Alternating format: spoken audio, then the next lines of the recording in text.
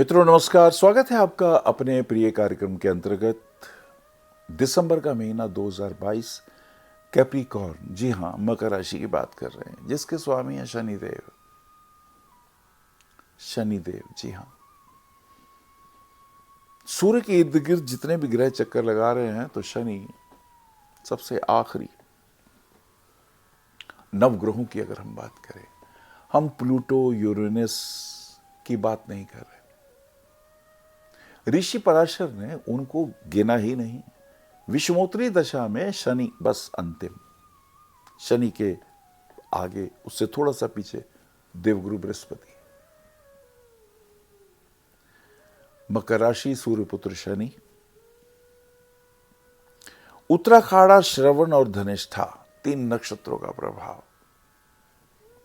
उत्तराखाड़ा का स्वामी सूर्य, तो मकर राशि वालों का अष्टमेश जागृत होता है, क्योंकि वो नक्षत्र इनको प्रभावित करता है। वो नक्षत्र कहता है कुछ खोजो, वो नक्षत्र कहता है कुछ रिसर्च करो। अष्टमेश वो इन्हें विदेश यात्राएं भी कराता है। श्रवण, जिसका स्वामी है चंद्रमा, वो इनका सप्तम भाव का स्वामी है। तो पति सौम्य होते हैं, मधुर होते हैं, और उनको इंटरेस्ट होता है संसार के सारे सुख सुविधाओं का, ऐश्वर्यों को भोग करने का। और चंद्रमा को तो कहते हैं ना, चंद्रमा मन सो जाता। धनिष्ठा, जिसका स्वामी है मंगल, प्रॉपर्टी के सुख इन्हें मिलते हैं। चतुर्थेश और एकादशेष बन जाता है मंगल। यद्यपि यह मंगल लग्नेश का मित्र नहीं होता, लेकिन चतुर्थेश भी है और आयुष भी है। तो ये 3 नक्षत्रों का प्रभाव लिए हुए आपकी राशि। और अगर हम वैसे देखें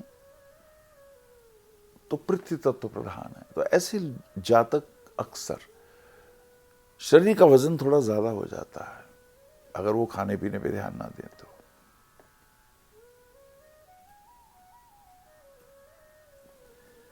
कन्या राशि वाले लोग इनके भाग्यों को बढ़ाने वाले होते हैं, यानी अगर कन्या राशि के जातकों से मिलते हैं, इनका भाग्य बढ़ता है। वृषभ राशि वाले जातक इनके लिए बहुत लकी होते हैं, वो इनके दोस्त होते हैं, दुख सुख में काम आने वाले होते हैं। संतान भी इनको बहुत प्रिय होती है। अब इसी के साथ साथ सिंह राशि के जातक इन्हें चैलेंज करते हैं थोड़ा। धनु और मीन राशि वाले जातक इनके दोस्त तो होते हैं, लेकिन जरा जरा सी बात पे रूठ जाए तो उन्हें प्रेम पूर्वक बात करनी पड़ती है। गोचर देखते हैं, शनि तो लगन में ही है, शश योग बन रहा है। मान सम्मान की प्राप्ति, नौकरी चेंज करनी हो, प्रमोशन की बातें करनी हो, तो ये समय है। शनि 2.5 साल रहेंगे मकर राशि में, तो फायदे के योग तो हैं।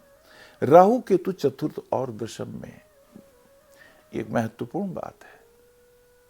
राहु केतु का चतुर्थ और दशम, तो मां की सेहत का भी ध्यान रखना है। और जॉब के मामले में भी राहु केतु का योग।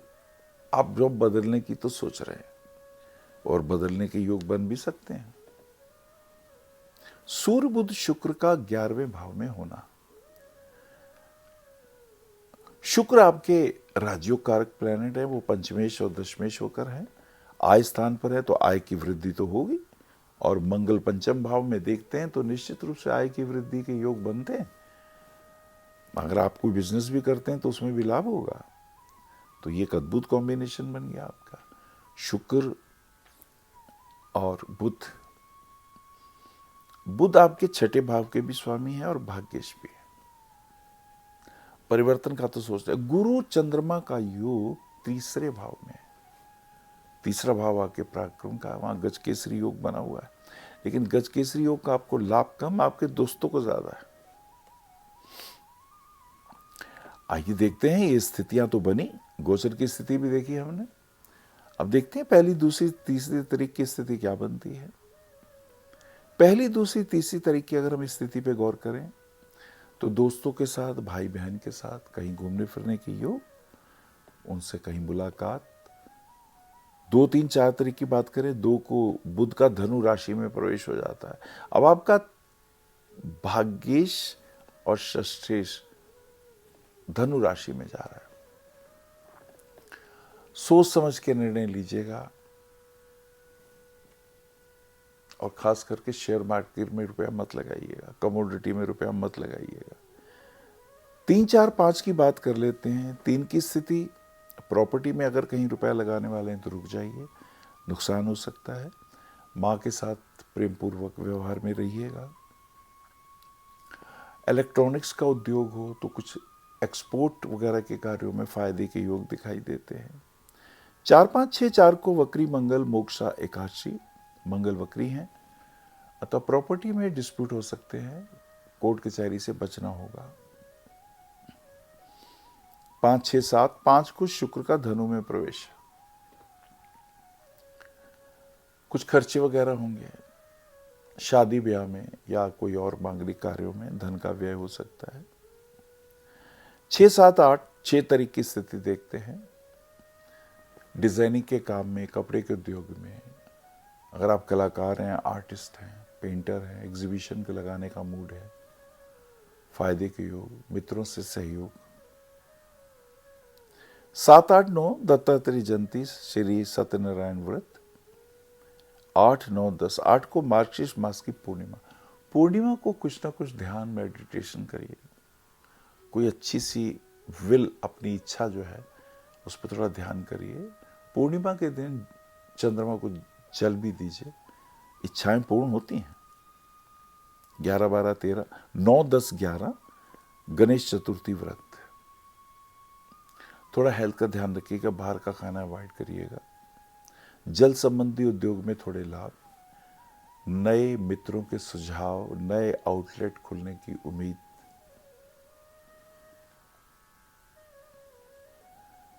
12, 13, 14, 13 तारीख की स्थिति,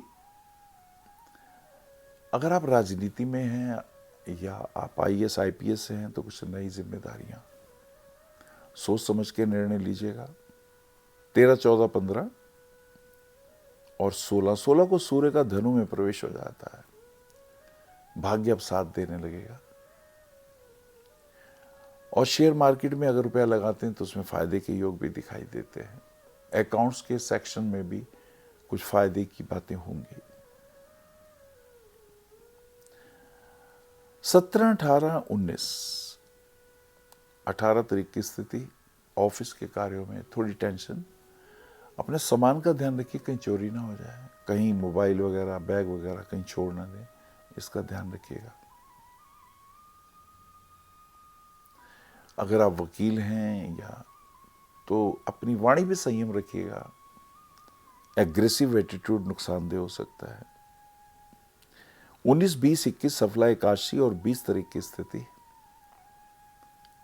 कुछ बेहतर। अगर आप पुलिस में हैं, मिलिट्री में हैं, जिम इंस्ट्रक्टर हैं, ज़्यादा वजन ना उठाइए, इसका ध्यान रखिएगा। 21, 22, 23, 21 को प्रदोष व्रत और 22 तारीख की स्थिति शुभ और मांगलिक कार्यों में धन व्यय हो सकता है, कोर्ट कचहरी में समय बीतेगा, थोड़े से परेशान हो सकते हैं। पति पत्नी के संबंधों में तनाव, तो थोड़ा सा इसका ध्यान रखिएगा। 23 तारीख की पौष मास की अमावस्या, अमावस्या को थोड़ा पितरों के निमित्त गरीबों को खाना खिला सकते हैं, ब्राह्मण को भोजन दे सकते हैं, जलांजलि दीजिएगा पितरों को। 24, 25, 26, 24 तारीख की स्थिति कुछ बेहतर, मूड ठीक होगा, लेकिन कमर दर्द का ध्यान रखिएगा, नसों के दर्द तंग कर सकते हैं। प्लास्टिक के काम में, लोहे के काम में, केमिकल के काम में, फोटोग्राफी के क्षेत्र में, और यदि कोई लेमिनेशन का वर्क है तो उसमें भी फायदे के योग दिखाई देते हैं। 27, 28, 29, 27 तारीख की स्थिति बुध का मकर राशि में प्रवेश हो जाता है, बुध वक्री हो जाते हैं, शेयर मार्केट में नुकसान होने के चांसेस दिखाई देते, थोड़ा ध्यान रखना होगा। 29, 30, 31 बुध वक्री हैं धनु में, बी अलर्ट, थोड़ा होशियार रहिएगा। अगर आप पन्ना पहनते हैं तो वो भाग्य को बढ़ाने वाला होता है।